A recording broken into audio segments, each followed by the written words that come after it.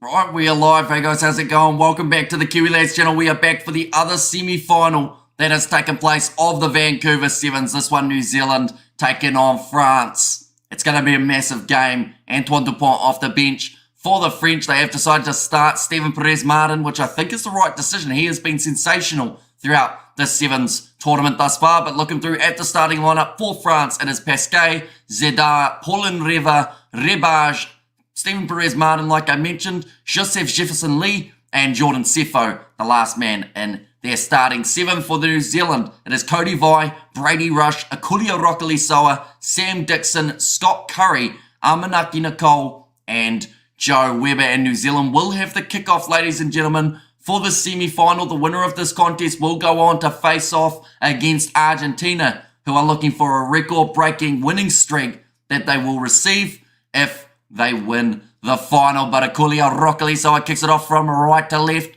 We are underway and Zedar takes it nicely just outside of the French 22. Bit of a counter-ruck there from the New Zealanders, and they do end up winning that penalty. Go New Zealand. Oh, sorry, go Kiwi Lads, says Jorge. Aotearoa smashing, bro. Let me pat that dog, says George. Amanaki Nicole going off to the left-hand side. It's an inside joke, ladies and gentlemen. There's a great meme about it. And Scott Curry, nice tackle made. And AV's let's do this, says Mikhail. Now Rokalisoa.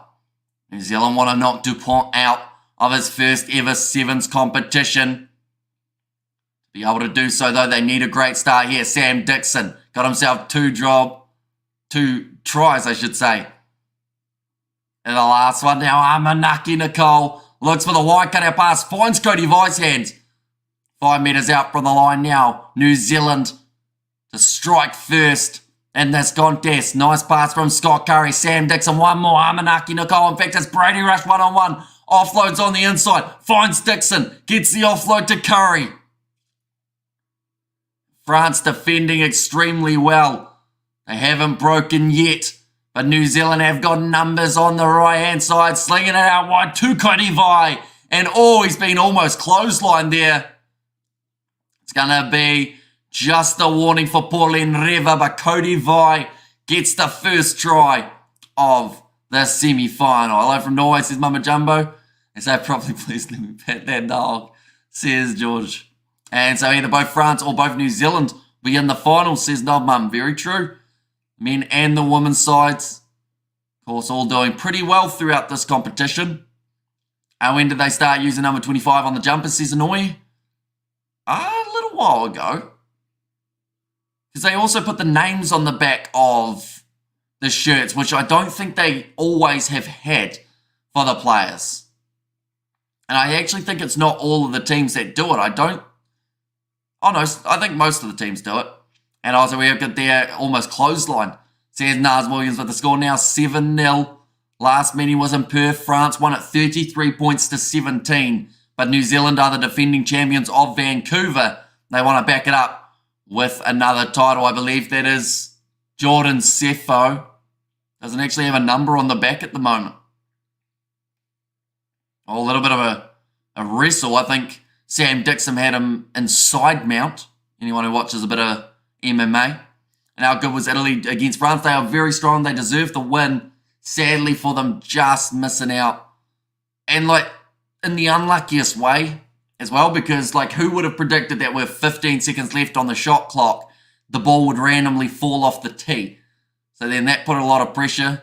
Then they tried to charge it down, France. France tried to charge it down, which you can't do because it's a penalty. So yeah, I don't know what was going on, but in the end, it just didn't work out for the Italians. But New Zealand, they will now be defending inside of their half for the first time of this semi-final.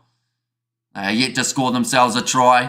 Steven Perez-Martin goes off to Paulin Reva. Looping around Grandier. Finds the pass to Steven Perez-Martin. Reva, one more. Joseph Jefferson-Lee gets to only 10 metres out from the New Zealand try line. Now Zedar. Set across to Rebage. No look pass out to Jordan Sefo. Good pace shown, but brilliant low tackle by Joe Weber. That was a try-saving tackle indeed Now quick hands again from the French. Pasquet goes across the river. Jordan Jefferson-Lee scores the first try of the match for the French, and they are now back into this contest. Now good. I know I read that one. An 11th try for Joseph Jefferson-Lee in the Sevens circuit.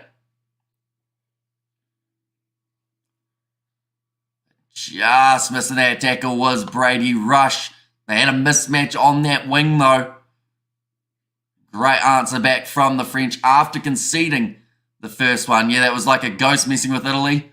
Here's Mikel. Great kick from the sideline, but it goes away to the right. So the score will remain 7 points to 5. New Zealand, the underdogs, going into this contest. France considered favourites. Played in the head-to-head. That's crazy.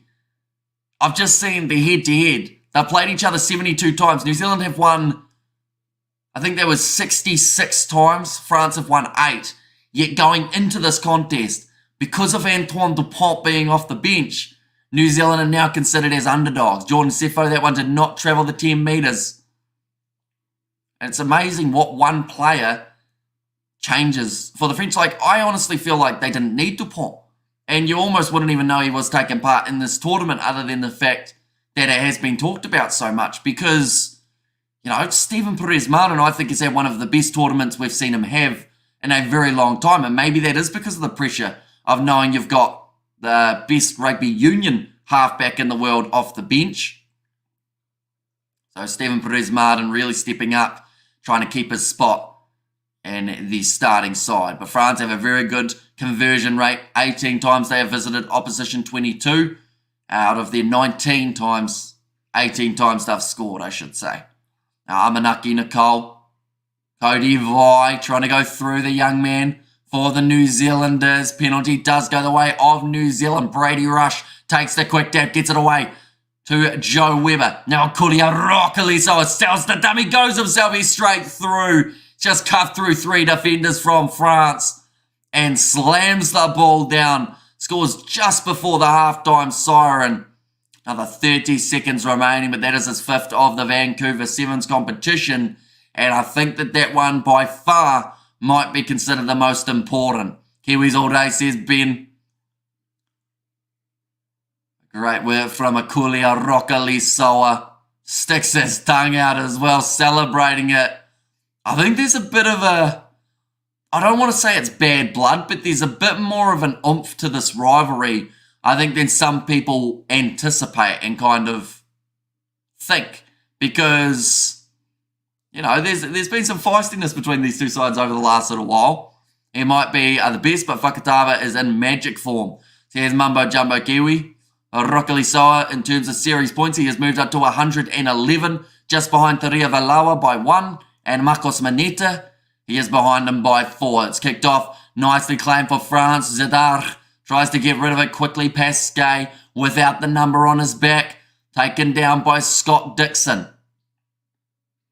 And this breakdown, thought about the offload, now gets it away to Pasquet. New Zealand trying their best. It's almost a seatbelt tackle there from Brady Rush. Yeah, a little bit too high. They have now got themselves the penalty advantages in that way. With all the teams against France, says Mikel, a little bit. Yeah, there seems to be a bit of passion, I guess, is the best way of describing it. Jordan Sefo. Joe Weber accidentally grabbing the head of Joseph Jefferson-Lee, so it does mean that the French have got themselves another penalty, and they're working it out to the right-hand side. Pauline Reva almost goes through, offloads up. It's going to be well claimed by France. No idea how he has managed to hold on to that ball the way that he did. New Zealand off their feet. Back-to-back infringements means that France can now fire it out wide. Jordan Sefo goes himself. He scores it. And the second half's going to be even closer. Always been the way with the French and us. Good competition, but choose off the field, says Nazi Williams there. But 3 penalties in a row for New Zealand leads to the late try from the French. 14 points to 12 at the moment in terms of the odds of this contest. New Zealand are actually now considered favourites. Now, I'm wondering whether or not that will change in the very near future. The conversion is good though, 12 points to 14. It's a close one, but that is about what we expected, I would say, when these two sides do play off. The last time that they played, I believe it was 33 points to 19 in favour of the French. So it's probably got enough time left to be able to get towards that type of scoreline for either of these two teams.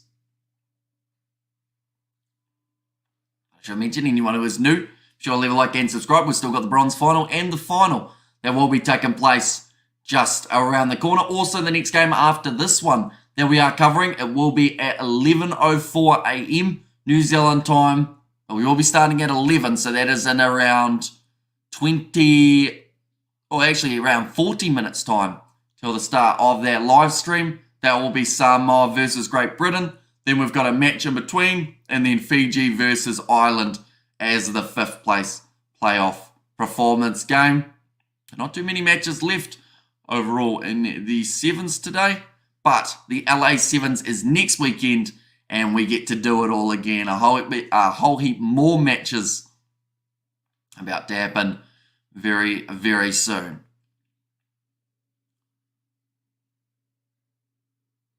Second half for New Zealand, they have still got some decent experience that can come onto the field off the bench. Same with France, though, including, of course, that man who is the least experienced, pretty much any French player in Sevens, but a huge amount of experience in Union, that being Antoine Dupont.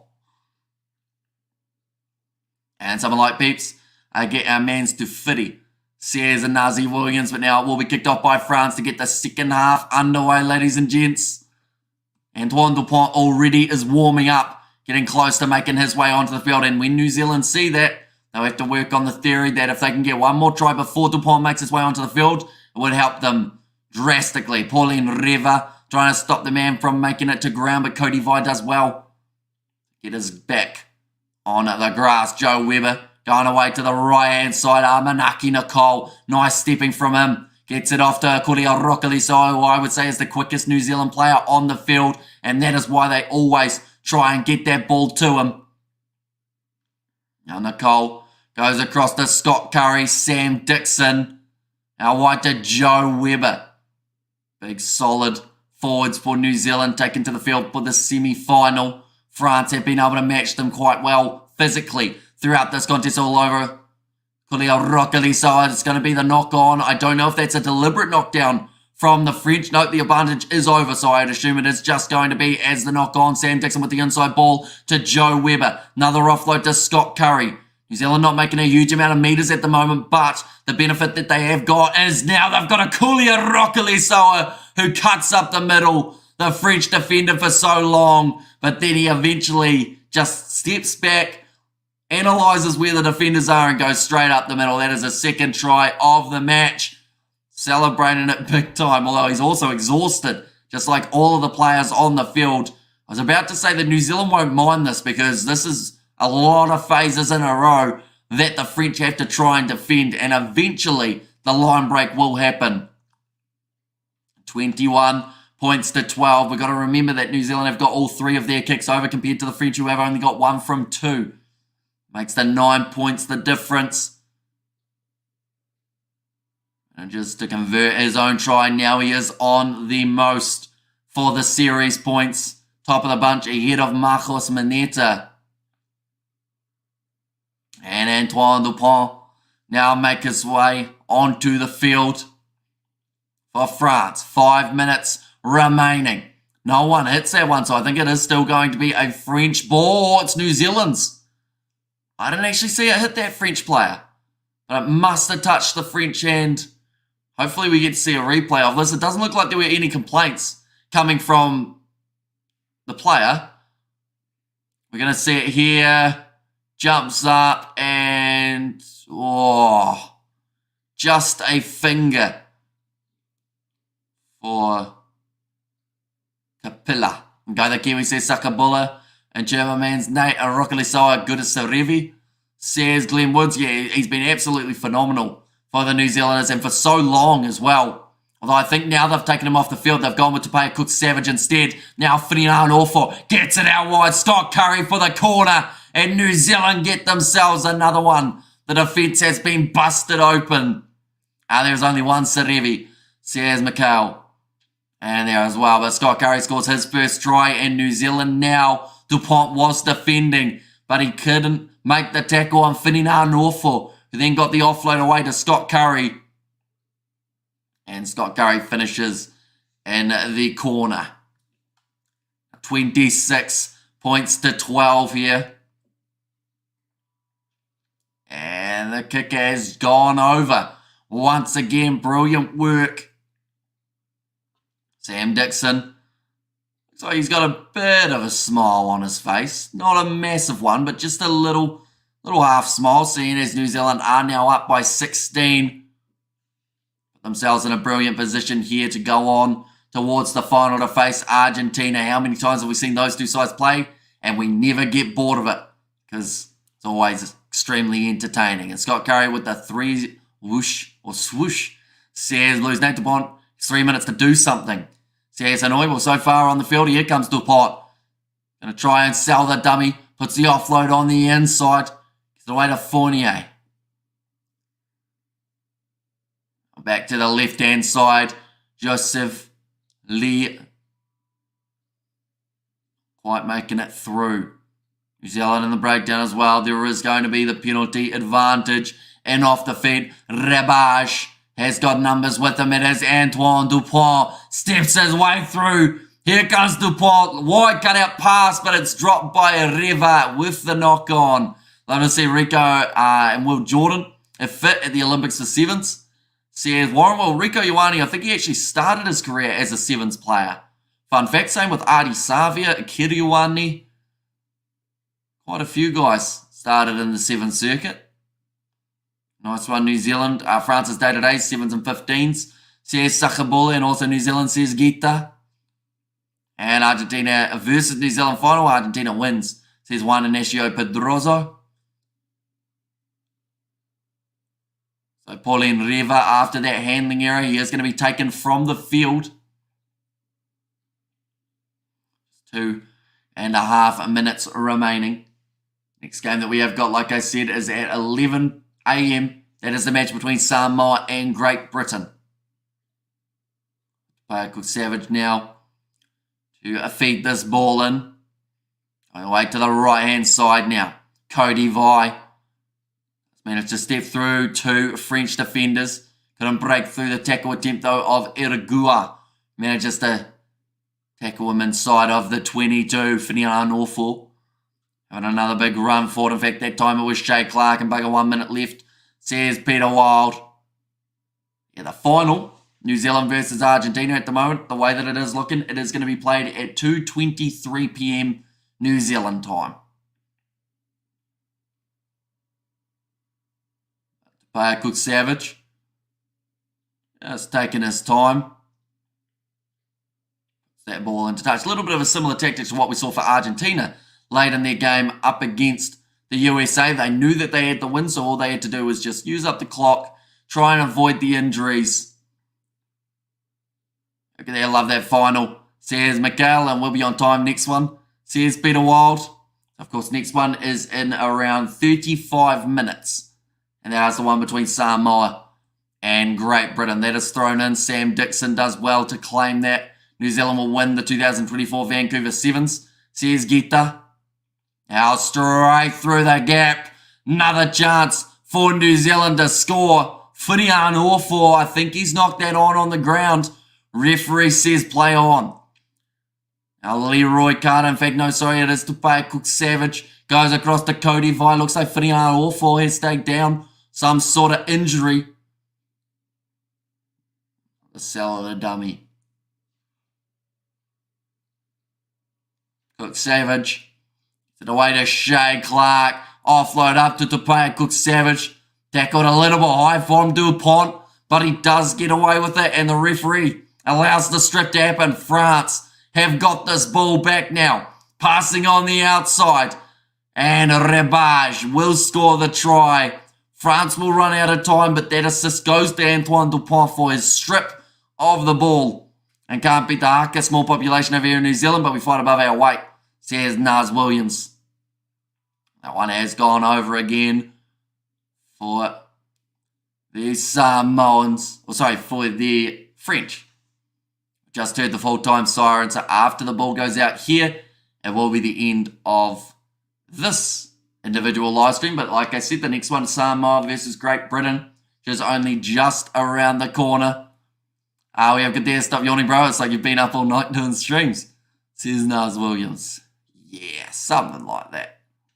Oh, time has been turned off. And Argentina loses, says Matika. The good news is we only have to wait 4 hours to then find out. It's nicely done by Joe Webber. New Zealand was going to kick it into touch. He's done well, Sam Dixon, although he's played the ball on the ground, actually. Now that I think about it, yeah. Penalty will go against him for kicking the ball into touch. Fournier is not on the mark. France cannot win this game, but they can get themselves a little bit further back into the contest. And only, says Mikkel. And also the Bond doing what Oz thought Hooper would do. Says annoying. Hooper, the rumours are that he will be back for LA, or he will get his debut in the LA Sevens. Antoine Dupont trying to spin out of 2 tackles. Irigua going back across to the right. Fournier found the offload to Joseph Jefferson Lee. He will go through. And this game will finish relatively close between these two guys, or two sides. But New Zealand will still make their way to the final to take on Argentina. Oh, okay, the commentators are saying that if Antoine Dupont had started, then France probably would have won this game. But of course, beauty of sevens is you never quite know. Steven Perez, he has been very good up until, I mean, even in this game, he didn't do too badly. We just didn't really see him enough.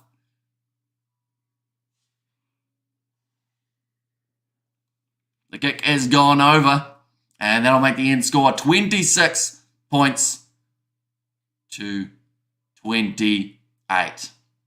And how there was no difference in the second time, says Mikhail. There's no difference in the second time.